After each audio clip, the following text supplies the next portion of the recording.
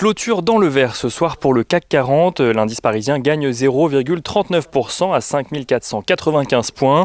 Les investisseurs parisiens ont suivi les nouvelles sur le front de la pandémie aujourd'hui, tout en regardant de près les soutiens monétaires des banques centrales. Sur le front sanitaire, tout d'abord, la France semble voir les premiers résultats de son confinement porter ses fruits. Pour la troisième journée consécutive, le nombre d'admissions à l'hôpital en lien avec la Covid-19 baisse. Si Olivier Véran a rappelé que le virus circulait toujours et que la situation restait préoccupante, le confinement devrait vraisemblablement être allégé, même si l'Elysée ne souhaite surtout pas parler de déconfinement pour le moment.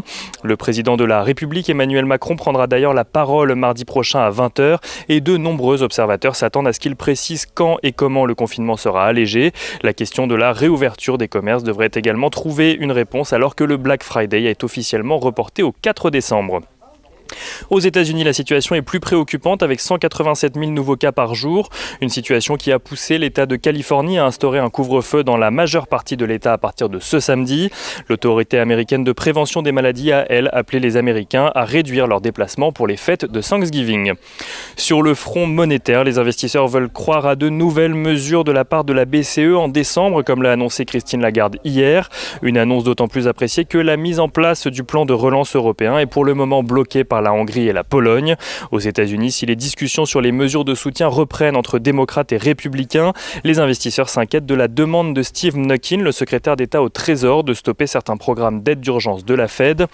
Dans le détail, celui-ci a demandé l'arrêt au 31 décembre de plusieurs programmes mis en place par la Fed et financés par le CARES Act voté en mars dernier pour soutenir l'économie face au choc de la pandémie. Le secrétaire d'État au Trésor vise principalement 2 programmes de rachat d'obligations d'entreprise, un programme concernant des titres associés à des actifs, mais aussi des prêts aux PME ainsi qu'aux autorités locales. Steve Mnuchin souhaite d'ailleurs que les fonds ainsi économisés soient restitués au Congrès qui pourra décider de les réorienter comme il le souhaite pour soutenir l'économie dans l'attente d'un vaccin.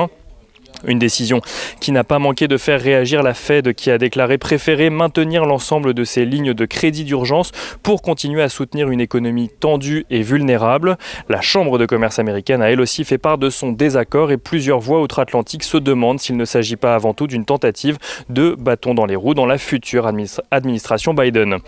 Du côté des valeurs à présent, à la bourse de Paris, Veolia partage une petite victoire judiciaire dans le dossier du rachat de Suez. Le tribunal de commerce de Nanterre a interdit à Suez de rendre irrévocable le dispositif de verrouillage de son pôle Eau-France. Lors des négociations entre Engie et Veolia, Suez avait en effet décidé d'héberger cette structure au sein d'une fondation aux Pays-Bas. Veolia qui gagne 2,04% ce soir, tandis que Suez s'apprécie de 0,59%.